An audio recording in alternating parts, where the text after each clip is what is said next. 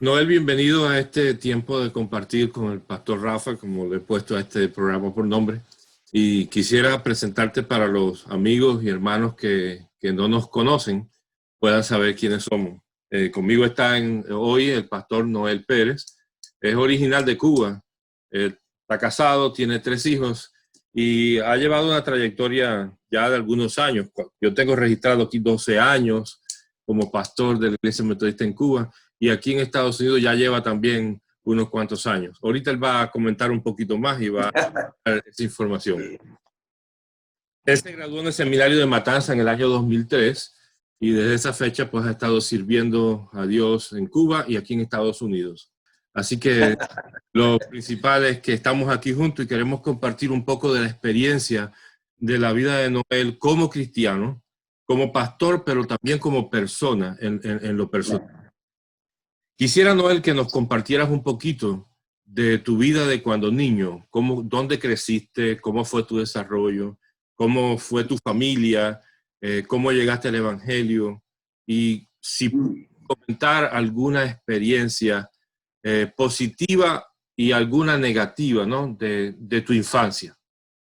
Bendiciones, Rafa. Gracias por esta invitación. De verdad que cuando me comentaste acerca de este proyecto lo vi como algo de Dios, porque muchas veces la gente nos ve detrás de un púlpito, pero no sabe o no conoce nuestra vida personal y nuestro transitar hasta aquí. Así que ha sido un camino largo, duro, difícil, pero Dios nos ha sostenido. Quiero decirte que yo vengo de una familia humilde. Yo soy hijo de padres campesinos y somos 4 hermanos, 2 hembras y 2 varones. Yo no soy el mayor, yo tengo un hermano mayor que yo. Después le sigo yo y vienen mis otras 2 hermanas. Lamentablemente, bueno, tristemente, mi papá falleció el año pasado. Solamente me queda mi madre y mis hermanos. Pero bueno, todos están bien, gracias a Dios. Ahora todos somos cristianos por la gracia de Dios, pero yo vengo de un contexto comunista. Mi papá perteneció al Partido Comunista de Cuba, al PCC, como se le llama por las siglas. Y claro, yo me di cuenta porque él iba a reuniones, salía y se pasaba tiempo fuera de la casa. Pero nunca supe hasta que él murió que también perteneció por mucho tiempo a lo que se llama en Cuba la seguridad del Estado.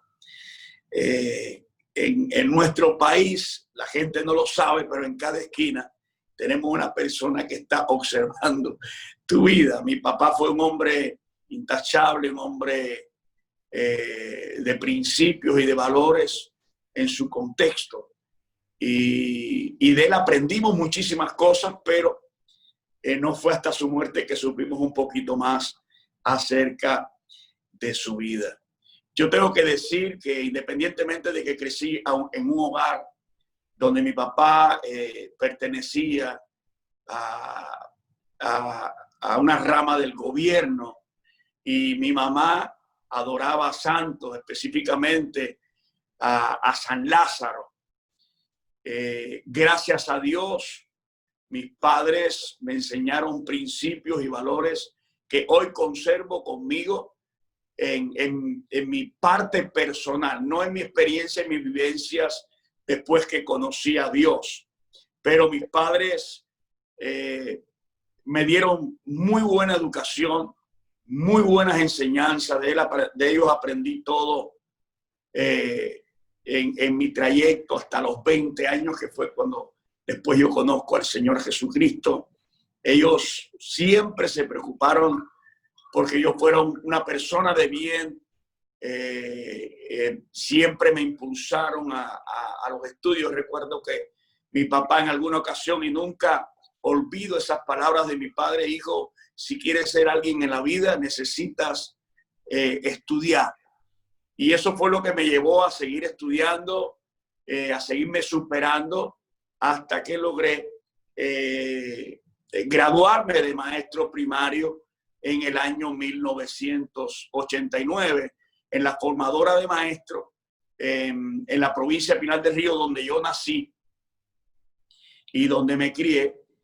Allí estuvimos por 4 años y allí nos graduamos para trabajar como maestros primarios por más de 5 años, más de 5 años. Así que si yo tengo que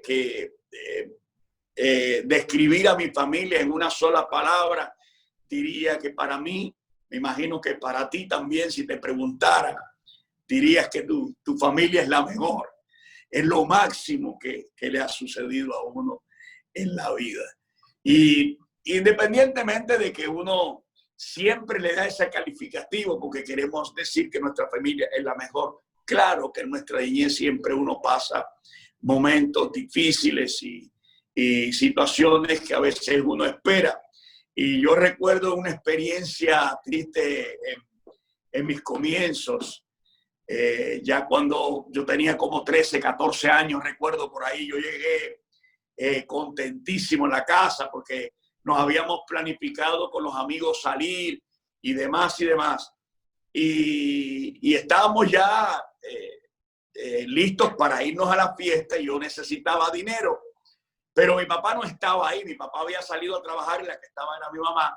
Y yo recuerdo que yo le digo, mami, necesito dinero porque vamos a una fiestecita con mis amigos. Y mis amigos estaban esperando, pero mi mamá no sabía que los amigos míos estaban ahí. Y de pronto ella sale y dice, no te voy a dar dinero. Tu papá trabaja demasiado duro para que tú vayas a gastar tu dinero con tus amigos. Y los amigos estaban escuchando a mi mamá ahí. Y una pena que yo pasé, bueno, imagínate, ahí mismo salí corriendo para el patio, comencé a llorar, me puse triste. Tú sabes que cuando uno está en esa edad, los amigos están, cuando te escuchan, inmediatamente empiezan a decir que tu mamá es así, que tu mamá es acá y demás y demás. Y de verdad que fue un tiempo difícil.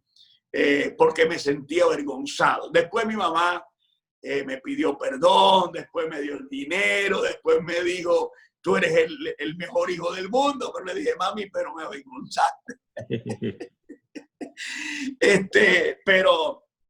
Pero fueron experiencias no muy agradables, pero que fueron parte de la vida de uno, independientemente de lo bueno que hayan sido tus padres. Y también hay cosas buenas. Yo recuerdo, bueno, tú debes de acordarte, pues yo no sé si tú fuiste a las escuelas al campo cuando el tiempo de secundaria, que nos mandaban para la escuela al campo.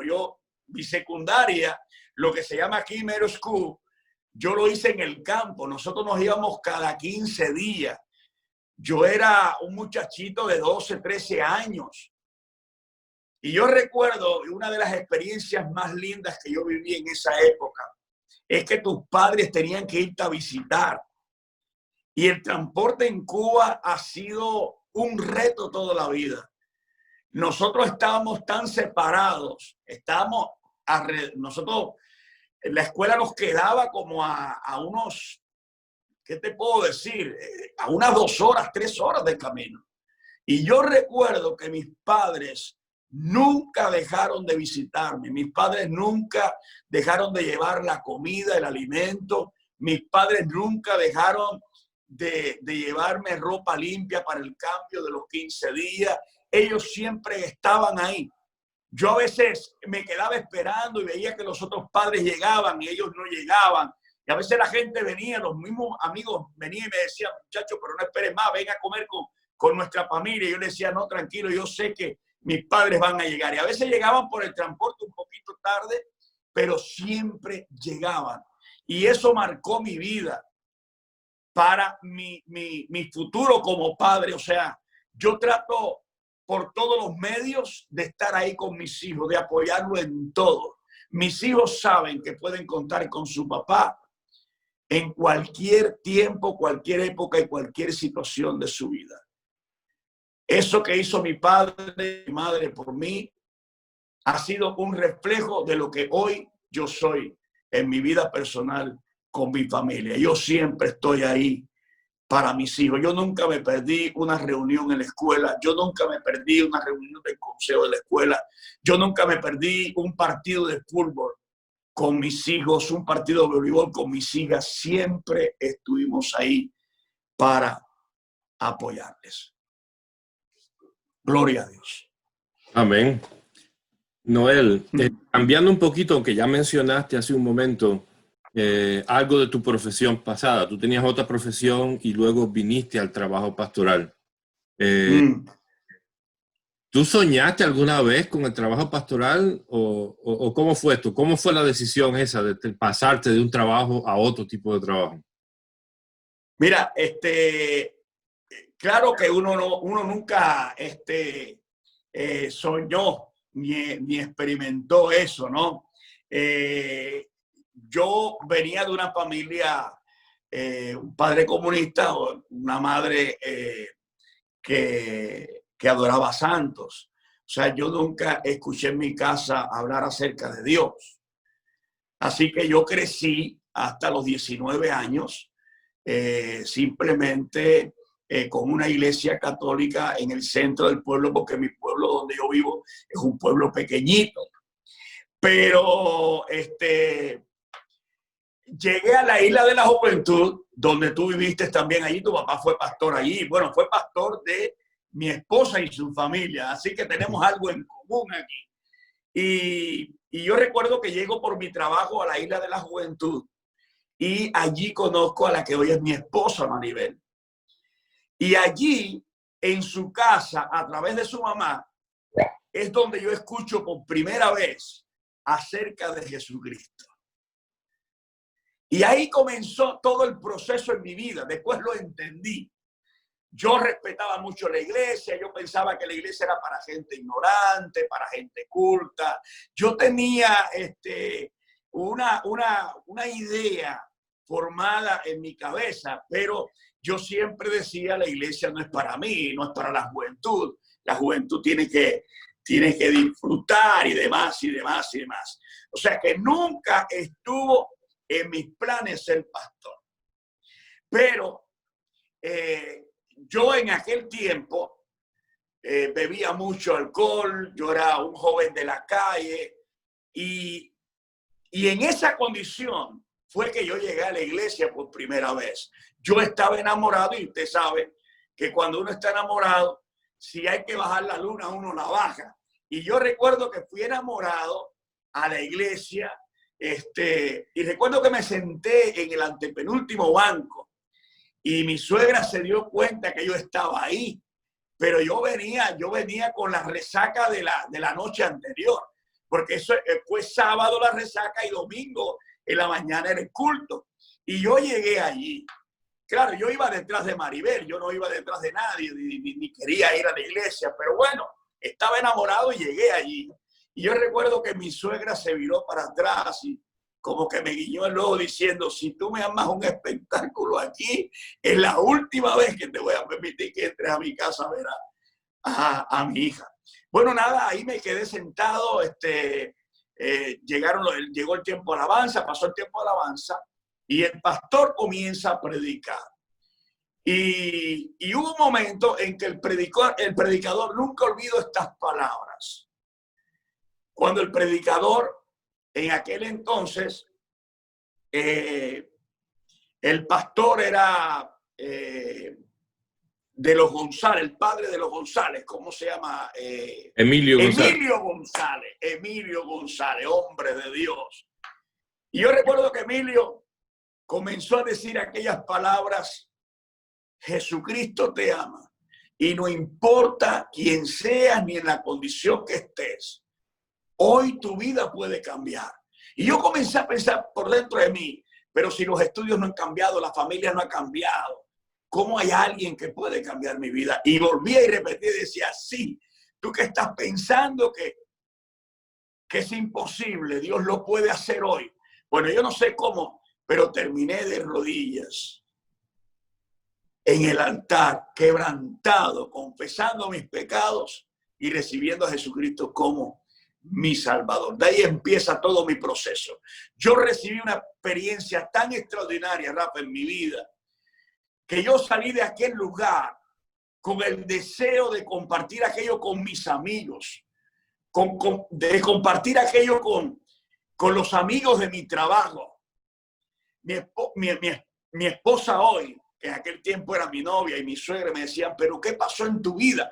Porque fíjese que pasó algo glorioso, poderoso y extraordinario.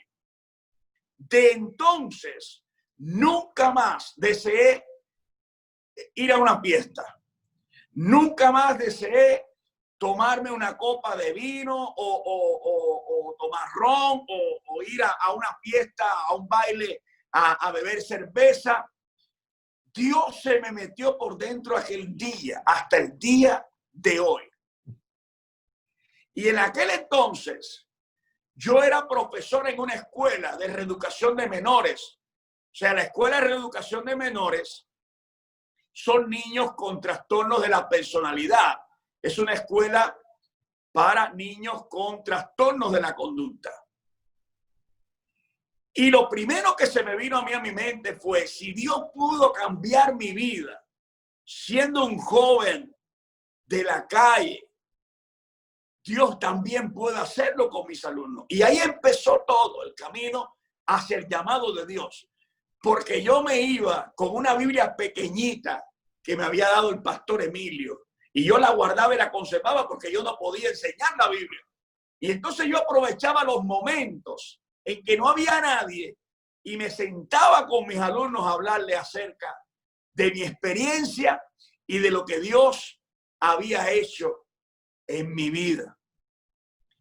Y llegó un momento en que cuando yo no me sentaba con mis alumnos a hablarle acerca de la palabra y de Dios, me decían, profesor, ¿por qué no trae el librito ese que usted trae y nos los lee y nos vuelve a hablar de Dios?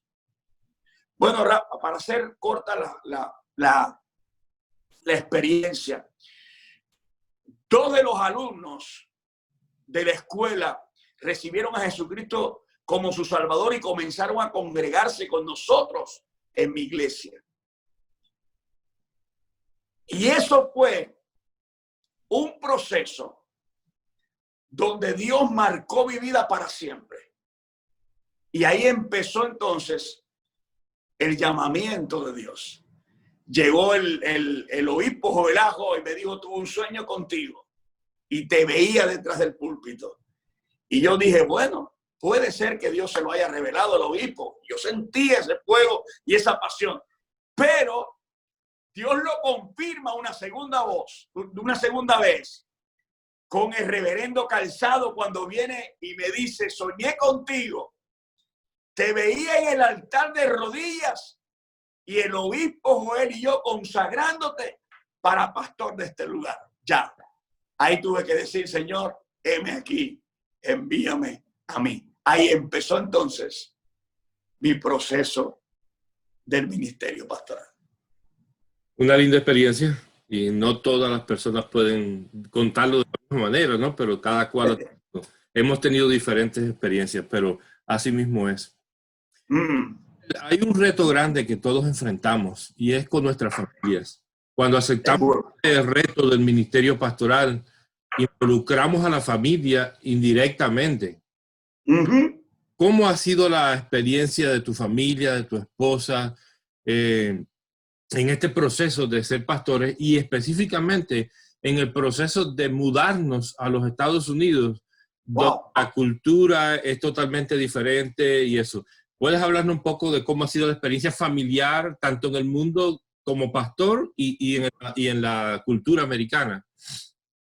Bueno, la gente piensa que el pastorado es algo sencillo, como un trabajo común y corriente. A veces pensamos que los pastores son gente de sentarse en una oficina con aire acondicionado y que se va a su casa y que regresa de nuevo a la oficina y que esa es la vida del pastor. La vida del pastor es una vida de retos, número uno, porque estás expuesto a todo. A que la gente te critique, a que la gente valore lo que haces a que la gente te juzgue por lo que haces, y ahí está incluida la familia. La que más sufre es la familia, por ser la esposa del pastor o por ser los hijos del pastor. Si la gente, bueno, nosotros pudiéramos hacer un libro con páginas incontables de las experiencias buenas, extraordinarias, gloriosas, pero las de no muy buenas. ¿Qué es lo que nosotros no hemos sufrido? ¿Cuántas experiencias amargas de gente que no está conforme con lo que tú haces, que no está conforme con tu familia porque quieren a una esposa de un modelo? No, yo quiero que sea así porque la esposa del pastor Pedrito es así, y a mí me gustaría que la esposa, y las esposas sufren más que nadie. Mira, aquí en Estados Unidos tú no puedes llamar a tu esposa pastora. Los pastores somos nosotros. En Cuba se le dice pastora y de alguna manera se le da un poquito más de credibilidad, un poquito más de autoridad a la esposa porque está ahí con el esposo, porque las esposas están al mismo nivel de los esposos en el sentido de que siempre están en las actividades, siempre están apoyando, son parte de tu ministerio. Pero una vez llegas aquí, la cosa es diferente. O sea, ven a la esposa como una ama de casa, como una trabajadora más, como alguien que es la esposa del pastor, simplemente porque quien percibe el salario soy yo. Pero de igual manera, como es la esposa del pastor, pues tiene todas las miradas sobre ella, de cómo se viste, de cómo habla, de que si dijo algo y a la gente le cayó mal. ¿Y qué decir de nuestros hijos, Dios querido? Si tu hijo se deja un poquito el pelo largo, ya es un mundano. Si la hija se pone un pantalón que le queda un poquito ajustado, es una mundana. Los demás hijos de los miembros de la iglesia pueden hacer todas estas cosas. Nadie los critica, nadie los juzga ahora, pero una vez tus hijos, oye, mire, yo no sé si a ti te pasa lo mismo, Rafa, pero mira que nosotros hemos expuesto a nuestros hijos. No te pongas esto, no hagas eso, peínate de esta manera, ese vestido no puedes porque te queda muy apretadito. Y uno le pone una presión a la familia por causa de lo que dirán. Y al final de la jornada, esa gente es la que menos te apoya, esa gente es la que menos está ahí para servirte, esa gente es la que no está ahí cuando más los necesitas. Entonces, a veces la gente que más critica y más te juzga son la gente que al final terminan en el mundo. Entonces, uno tiene que vivir siempre con la idea que no estamos aquí para servir a los hombres ni para agradar a los hombres. Estamos aquí simplemente porque Dios nos llamó, porque entendemos que tenemos un llamado de Dios genuino, porque el llamado nuestro incluye a la familia y son parte de este paquete, pero servimos al Dios vivo. Amén. Entonces, la carga nuestra no podemos ponerla sobre los hombros de nuestra familia. Ellos simplemente son parte del ministerio, que sirven a Dios incondicionalmente. Es nuestra la responsabilidad, pero tenemos que hacerle entender a la gente con la que nosotros trabajamos que nos debemos a Dios, que somos imperfectos, pero que lo que hacemos lo hacemos por pasión y por amor. Amén. Gracias por tu sinceridad en cuanto al tema de la familia. Okay. Sí. Así mismo es. Noel, hoy estamos viviendo, en el tiempo actual me refiero, estamos viviendo situaciones muy particulares que yo creo que nunca antes habíamos enfrentado de esta manera. Hay cosas que se nos hacen comunes porque venimos de un contexto diferente donde había grandes necesidades, ¿no? Que experimentamos las necesidades, pero hay situaciones hoy en día que van más allá de eso. Todo este tema de las pandemias y la situación tanto política y social que se está viviendo es diferente, es seria. ¿Cómo ves toda esta situación, ¿cómo se refleja en la iglesia y en el trabajo pastoral que estás haciendo? La situación es muy fuerte, hay que decirlo así. Nosotros nunca imaginamos pasar por esta situación, aun cuando la Biblia, ahí en Mateo capítulo 24, nos habla acerca de lo que va a suceder en la segunda venida de Jesucristo. Y hay cosas allí que apuntan a situaciones como esta. Pero uno no puede cerrarse a la realidad que estamos enfrentando. Y no podemos quedarnos con los brazos cruzados. Hay que pelear, hay que seguir luchando. Porque yo creo que en todas las épocas, porque nosotros vemos nuestro contexto y vemos nuestra situación política y social ahora, y vemos todas las enfermedades y las adversidades que están viniendo, pero siempre han habido momentos críticos en las etapas que le ha tocado vivir a las personas antes de nosotros. O sea, hay muchas historias en la Biblia y muchos sucesos en la Biblia que también fueron duros, traumáticos, situaciones adversas, pero de todo aquello ellos salieron adelante porque aprendieron a confiar en Dios. Y yo creo que estos tiempos Dios los permite precisamente para eso, para que dejemos de confiar más en nosotros y confiar más en Dios. Porque yo sé que agarrado de la mano del Señor, Dios también nos va a sacar de esta. La mano de Dios no se ha cortado para bendecir a su pueblo. Así que yo creo firmemente que Dios nos va a ayudar a salir de la misma manera que ayudó a salir al pueblo de Israel, que estuvo por más de 430 años bajo la esclavitud. ¿Qué es lo que no soportó el pueblo de Israel? Estamos hablando de 430 años, Rafa. Nosotros llevamos unos 3-4 meses con esta situación. Claro, se acercan las elecciones y tú sabes que la política se alborota. Ya esto no es algo que está sucediendo hoy. Siempre, históricamente, cuando viene tiempo de elecciones, el pueblo se revuelve porque la gente quiere que salga su partido. Pero Dios nos va a llevar a salir de esta situación. Claro que esto de alguna manera nos afecta a nosotros como pastores. ¿Sabes cuánto tiempo llevábamos nosotros sin congregarnos? 3 meses. Eso nunca había pasado en la vida. No nos había pasado. Entonces, ¿qué ha pasado en todo este tiempo? ¿Te ha pasado a ti? Si yo te lo preguntara a ti, tú ibas a responder de la misma manera. Porque hay mucha gente que le ha afectado para mal esta situación.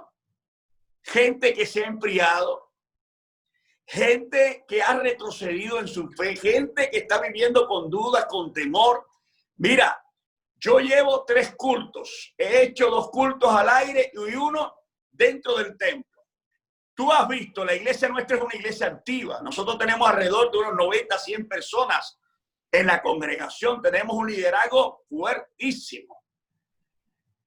Y yo te puedo decir que el 75-80% de la iglesia todavía no ha regresado.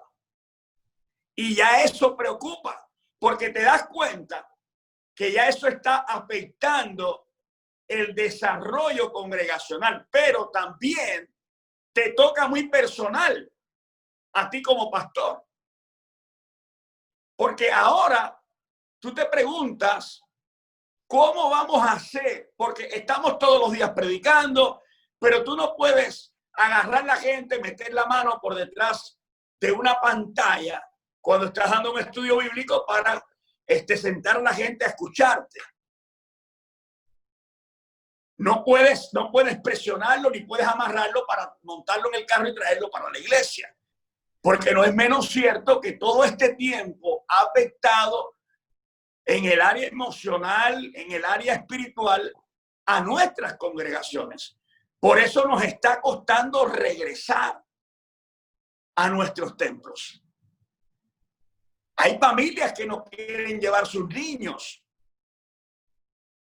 Hay familias que no quieren verse en el compromiso de estar en grupos de más de 10 personas. Claro, sí pueden ir al trabajo. Eso es una cuestión que tenemos que decirlo, porque a mí me gusta el pan, pan y el vino, vino.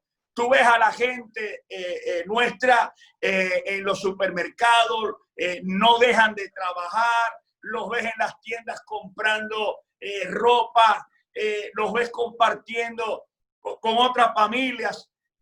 Sin embargo, lo que era una prioridad antes del coronavirus, hoy se ha convertido en un obstáculo. Entonces, de alguna manera, créeme que claro que hemos sido afectados. Claro que los tiempos ameritan de un trabajo más persuasivo con la gente, logrando que la gente vuelva a tomar esa confianza y vuelva a incorporarse a la fe. Pero ha sido un tiempo crítico, difícil, pero de mucha reflexión también. Por supuesto que esto es un reto, ¿no? Esta temporada está siendo un reto para la iglesia. Y como tú decías, la experiencia esta de cerrar las iglesias, creo que en muchos años en Estados Unidos eso no había sucedido jamás, ¿no? Ahora, ¿tú crees que esta experiencia va a frenar la iglesia en el trabajo del evangelismo y el uso de los medios sociales, que ha tenido que ser una de las herramientas que hemos tenido que apelar en esta temporada? ¿Crees que esto va a ser como una nueva etapa para la iglesia en el aprendizaje de usar estos medios? Porque definitivamente la situación esta va a marcar algo diferente a partir de ahora. Muchas personas tal vez no van a querer volver a congregarse o van a tener temores, pero a la mano siempre nos va a quedar esta herramienta que hemos estado aprendiendo a usar. Y hay un aspecto que me gustaría escucharte hablar de él, a ver si coincides en lo que estoy pensando, ¿no? Ajá. Que ahora la iglesia está en la casa de la gente. Mira, Rafa, la Biblia dice que ni las puertas del Hades prevalecerán contra la iglesia de Jesucristo. Ni en los peores momentos de la época del Nuevo Testamento. Dios siempre ha sido Dios y Dios de alguna manera nos llevará en victoria. Ahora, la pregunta que tú me hacías, ¿frenará la actividad de la iglesia esta situación? Yo te digo sí y no. Y te voy a dar mi explicación. Sí, porque posiblemente va a pasar mucho tiempo para volver a la normalidad, a lo que antes hacíamos. Y eso va a implicar la no planificación de eventos y actividades que nosotros hacíamos regularmente para el desarrollo congregacional. ¿Sabes cuántas actividades nosotros hemos tenido que cancelar? Y todavía con la desesperanza de cuándo podamos volverlas a hacer. Entonces, de alguna manera, sí, eso está repercutiendo en la iglesia. Porque no podemos volver a lo común. Eso de que nosotros planificábamos un ayuno para ir al templo, entregarlo en el templo los sábados o a cualquier hora, yo le decía, muchachos, tenemos reunión, nos vemos en la oficina. Eso no va a pasar por el momento. Y de alguna manera esas son cosas que nosotros lo hacíamos comúnmente. Pero no, porque soy de los que cree que la iglesia, Dios la ha preparado para enfrentar las peores de las adversidades. Y a su tiempo, como siempre lo hemos hecho, nos vamos a levantar y nos vamos a reinventar algo. Algo tenemos que hacer. No sé si en algún momento vamos a tener que volver a esos tiempos de Wesley, de salir en nuestro caballo, comprarnos un caballo y salir, montarnos en el caballo y salir a predicar el evangelio a lugares donde donde vive nuestra gente. No sé, algo tendremos que hacer, pero lo que no podemos hacer es quedarnos con los brazos cruzados y diciendo esto llegó para quedarse. No. Todo en la tierra es pasajero. Todo en la tierra es momentáneo. Todo en la tierra pasa por un propósito. Así que tenemos que sacarle la parte buena a todo esto que nos está sucediendo y buscar la manera de llegar a esas personas con la palabra de Dios. Amén. Gracias, Noel. Sabemos que esta experiencia nos está sacudiendo, ¿no? Sí. Pero no significa que Dios no continúa con nosotros, ¿no? Amén. Y hay Amén. un aspecto que me gustaría comentar contigo, y es la experiencia de adorar desde nuestras casas. Yo sé que hay muchas personas que no se conectan a nuestras reuniones a través de la computadora o de los teléfonos, pero hay unos cuantos que sí lo están haciendo. Sí. Y hemos experimentado en algunos lugares donde la participación incluso se ha incrementado a través de estos medios y la gente está adorando desde la casa. ¿Crees que esto es positivo, de que la gente convierta su casa en un templo y que la iglesia está en tu casa y que la iglesia está fuera del templo, no siempre está dentro de las paredes? Bueno, en algún momento fue el modelo de los primeros cristianos que se reunían en sus casas para adorar a Dios. Mira, yo creo, porque así lo he aprendido, Dios no es Dios de templos. Dios es Dios de corazones arrepentidos, de corazones entregados, porque donde quiera que tú estés, tú puedes adorar. La adoración es un estilo de vida. Y uno ha aprendido mucho de estar en la casa. ¿Por qué? Mira, este tiempo me ha enseñado a mí a valorar mi familia, a estar más cerca de ellos, a convivir más con ellos. Nosotros los pastores a veces no tenemos tiempo para la familia.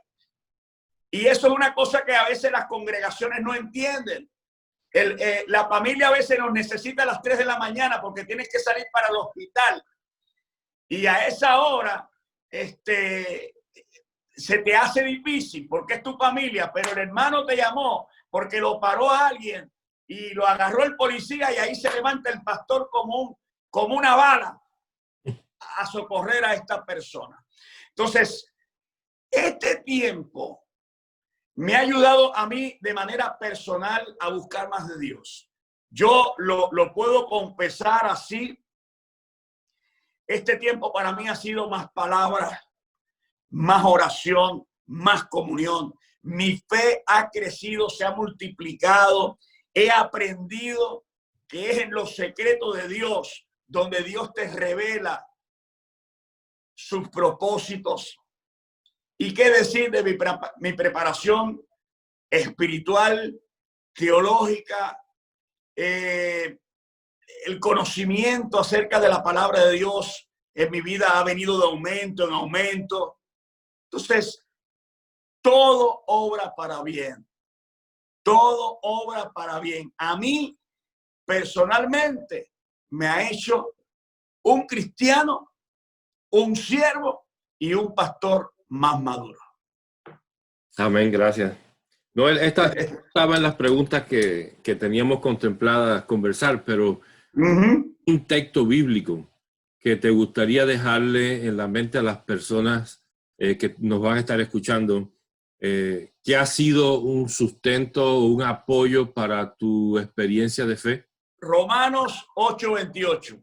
Y a los que aman a Dios, todas las cosas les ayuda para bien. Lo que muchas veces nosotros vemos como algo doloroso, lo que muchas veces nosotros lo vemos como un obstáculo, como algo adverso en nuestra vida, posiblemente es lo que Dios quiera usar para llevarte a otro nivel en tu vida espiritual.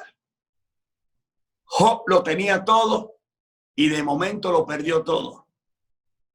Pero cuando Dios volvió a darle bendición, se la dio duplicada. ¿Por qué? Porque supo mantenerse en medio de la adversidad. Hubo un momento cuando su esposa le dijo: ¿sigues confiando en tu Dios y mira cómo está tu condición? Y termino con estas palabras de Job: yo sé que mi Redentor vive. Y esa es nuestra esperanza. Jesucristo sigue siendo el mismo de ayer, el mismo de hoy y el mismo de siempre. Él nunca falla y Él siempre nos llevará de la mano en victoria. Amén. Gracias, Noel, por compartir con nosotros tu experiencia, tanto lo bueno como lo malo y las experiencias como son, ¿no?, de la vida. Amén. Que Dios bendiga mucho tu ministerio, continúe bendiciéndote ahí donde estás y a tu familia. Gracias, mi hermano. El deseo que tenemos en nuestro corazón y que las personas que nos escuchen a través de esta experiencia que nos has contado también puedan ser edificadas y puedan alcanzar un poco más de experiencia, ¿no?, a través de lo que nosotros ya hemos vivido. Dios te bendiga. No, gracias a ti, de verdad que ha sido un verdadero privilegio poder compartir este tiempo, y yo sé que va a ser de mucha edificación para los que lo escuchan, y espero que este proyecto pues toque a muchas vidas que necesitan escuchar acerca de hombres sencillos y comunes como tú y yo, que la única diferencia, fuimos llamados por Dios para una misión específica: llevar el evangelio por todo el mundo. Amén. Gracias, Noel.